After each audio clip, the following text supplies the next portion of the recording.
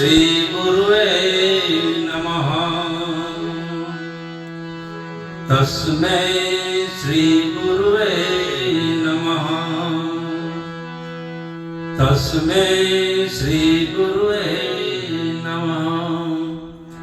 तो तमेव माता च पिता तमेव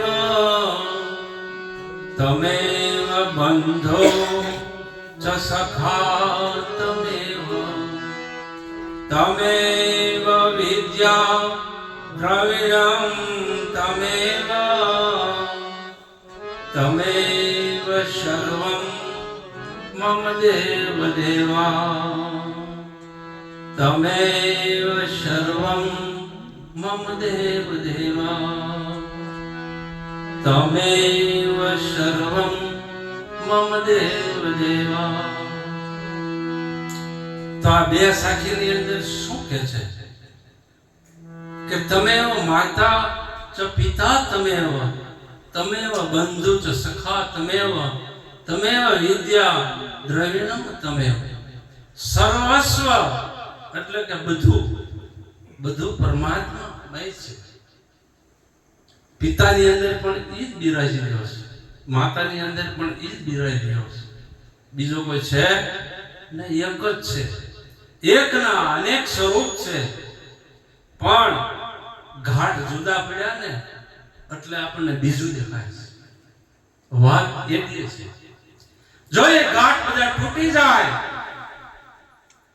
તો એક થઈ જાય અને એક થઈ જાય તો વાદ વિવાદ બધા મટી જાય અને એ વાદ વિવાદ મટાડવા હોય તો સદગુરુના ચરણે જઈ આ એકને જાણી લેજો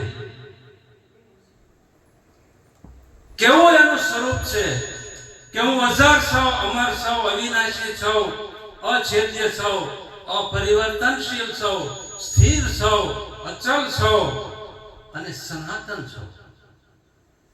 ગીતાજીને આ વિશેષણ આપ્યા કે મારું સ્વરૂપ આવું છે અને એને સૌથી નજીકમાં નજીક જાણવા માટે સંતોએ ઘણા દ્રષ્ટાંતો આપ્યા છે કે તલની અંદર તેલ છે પણ આમ ચોળે તેલ નીકળે નહીં, એને ઘાણીએ લઈ જાય અને તેલ કાઢવું તો નીકળે। તેલમાં અણુની અંદર તેલ છે પણ એમના નીકળે નહીં, એની યુક્તિ છે કે ઘાણીએ લઈ જાઓ તો તેલ નીકળે।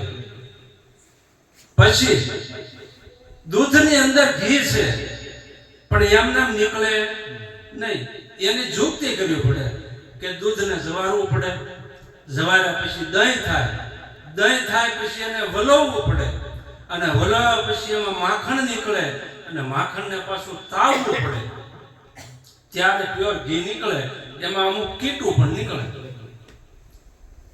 તો આ બધી યુક્તિ છે, એની રીત છે અને દેહની અંદર પરમાત્મા કેવી રીતે છે એ જાણવાની રીત સદગુરુ પાસે અને એ જેને જેને જાણે છે આ એનો આનંદ કરે છે। નકર અમારા કાંઈ હકું નથી, આટલું અમારા કાંઈ હકું છે નહીં। મીરાબાઈ આપણે આટલી હકી નથી થતી છતાં એને યાદ કરીશું। નિરાજ મહારાજને આપણે કાંઈ છેડો નથી લાગતો, એની જય બોલાવી છે। શા માટે કે એના વડે આપણને મળ્યું છે, જેને જેને મળ્યું છે એને આનો પાવર છે અને એ જ આ પાવરની અંદર આનંદ કરી રહ્યા છે। પરમાત્માનો જે આનંદ છે એ લૂંટવાની વાત છે। જેને જેને સમર્થ સદગુરુ મળ્યા છે એને આનંદ છે।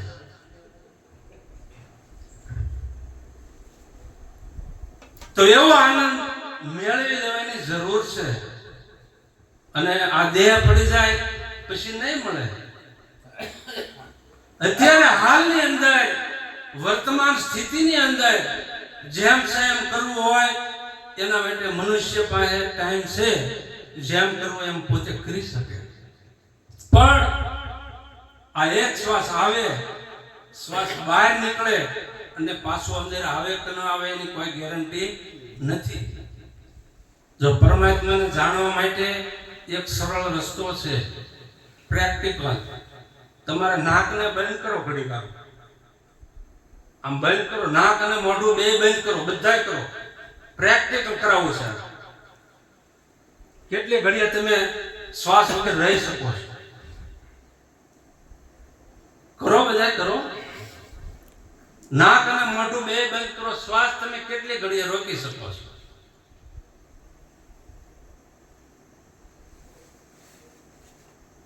માછલી જેમ પાણી વગર તડપે છે એમ આપણે શ્વાસ વગર તડપવાનું છે. કારણ કે નાક બંધ કરો એટલે તડપન થાય. 2 મિનિટ 5 મિનિટ એથી વધારે તમે રહી શકો નહીં. માછલી એટલું જ રહી શકે છે પાણી વગર. એમ આપણે શ્વાસોશ્વાસ વગર નથી રહી શકતા. એ શ્વાસોશ્વાસ ચલાવનારો કોણ છે એને ઓળખવાની જરૂર છે. બીજા ફાફા મારોમાં હિમાલયમાં આમ દ્વારકા ક્યાંય મળે એવું નથી. તમારી પાસે છે એને ઓળખી લો. શ્વાસોશ્વાસ જે ચલાવનારો છે એને ઓળખી લો. આ સંતો બધા એની ઓળખાણ કરાવે છે. નિરાજ મહારાજે એની ઓળખાણ કરાવી, લાલજી મહારાજે પણ એની જ ઓળખાણ કરાવી છે. અને આજથી અનાદિ કાળથી ધ્રુવથી પ્રહલાદ અને બલિરાજા સુધીના જે સંતો થઈ ગયા એ આ એક જ વાત કરે છે. એ બહાર ક્યાંયની વાત કરતા નથી. સંતોના દરેક ભજન તમારે ગુરુ મૂકી એ ક્યાંય બીજી વાત નહીં કરે. એક જ વાત છે. અને નક્કી કરવું હોય તો આનંદ થાય એવું તમારે ક્યાંય જવાની જરૂર નથી. પરમાત્મા અણુએ અણુની અંદર છે તો અહીંયા પણ હાજર જ છે. પણ આપણી જોવાની આંખો ફૂટી ગઈ છે. જ્ઞાન નથી. બહારનું બધું જોવામાં છે તો એ બધું નાશવંત છે. આંખો જોવે એટલું નાશવંત છે. પણ શાશ્વત કોણ છે એને ઓળખી લો. આ શ્વાસોશ્વાસ ચલાવનારો કોણ છે? આ બોલનારો કોણ છે? આંખોથી જોવાવાળો કોણ છે? બધા હાથ થી કામ કરવા વાળા એ કોણ શક્તિ આપે છે?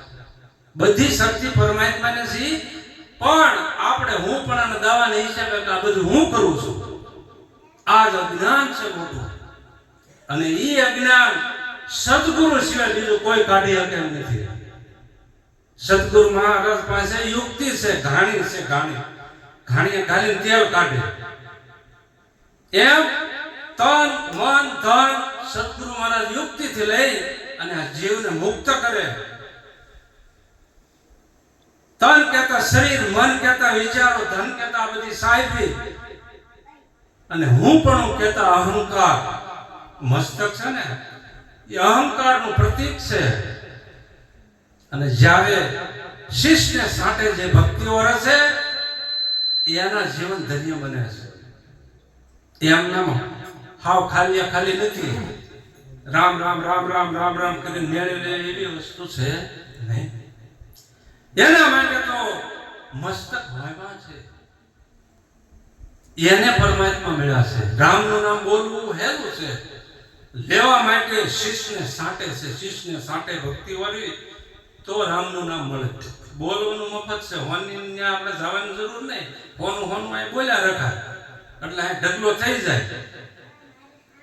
પણ હોની દુકાને જાઓ, ભાવ કરે, જોખાઓ ત્યારે હોનું મળે. એમ પરમાત્મા મેળવવા માટે તન મન ધન મસ્તક શિષ્યને સાથે ભક્તિ વળવી પડે છે. એમને કોઈને મળ્યો નથી. અખા ભગતે બહુ મહેનત કરી, રખડીને થાકી રહ્યો. છેલ્લે ભૂતનાથ મળી ગયા તેનો બેડો પાર થઈ ગયો. નકરી એમ નામ ભૂતનાથ ન મળ્યા હતું એમ નામ યોજા. એવા તો એને આ સંસારની અંદર વિયા ગયા છે. આપણા વડવાઓ કેટલા વિયા ગયા છે કોઈને યાદ કરો? ત્રીજી પેઢીએ પૂરું થઈ જાય તો સંભાળી નહીં.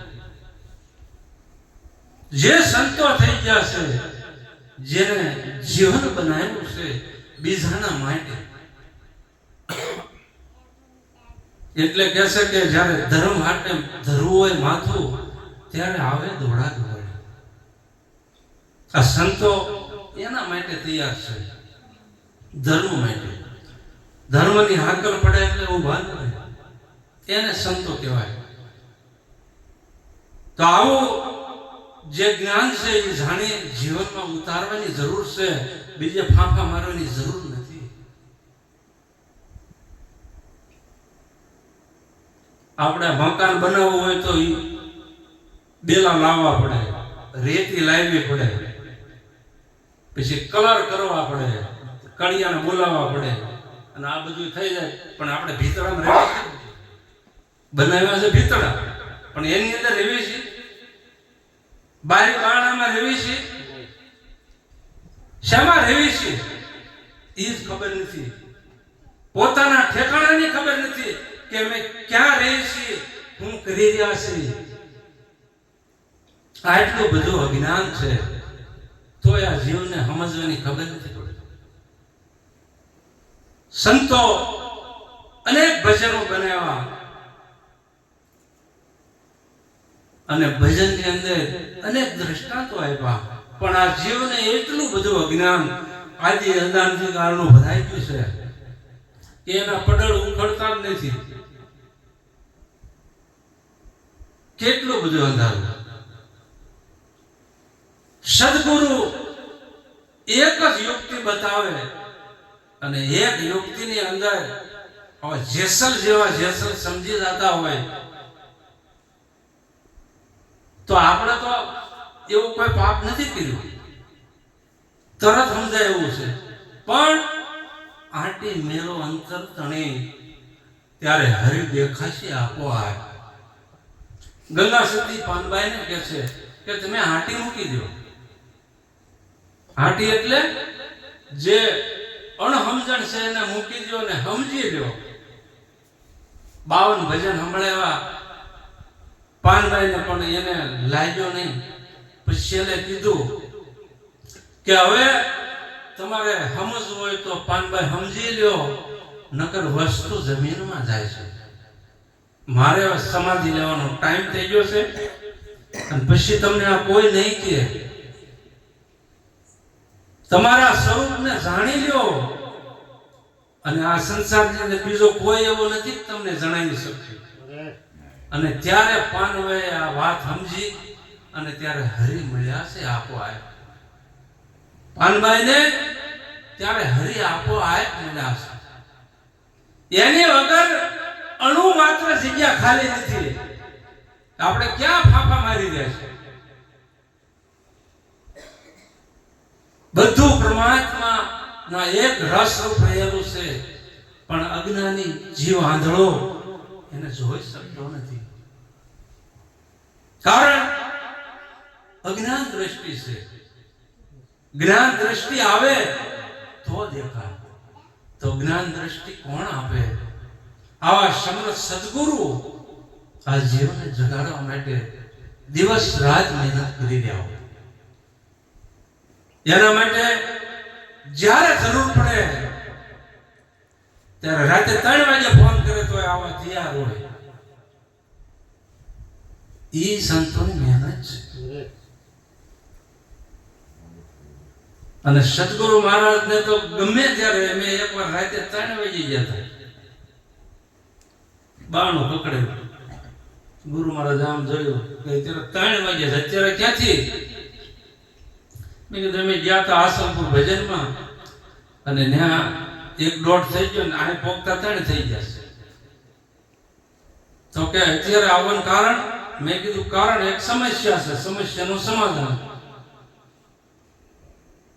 પછી તો ગુરુ મહારાજને સમસ્યા બતાવીને એનું સમાધાન થઈ ગયું. પણ એની તૈયારી એવી હતી ગુરુ મહારાજની, ગમે ત્યારે જાઓ તોય સત્સંગ ચાલો, મોઢું ધોવા જવાની જરૂર ન હોય. આવા સદગુરુ મળ્યા, અમારા જીવન સુધાર્યા છે. દેહ દ્રષ્ટિ મૂકી અને વસ્તુ જાણી લેજો, નકર સમય રહ્યો જશે. અને વસ્તુ જમીનમાં જશે, પછી કોઈ જણાવશે નહીં. સદગુરુ મહારાજ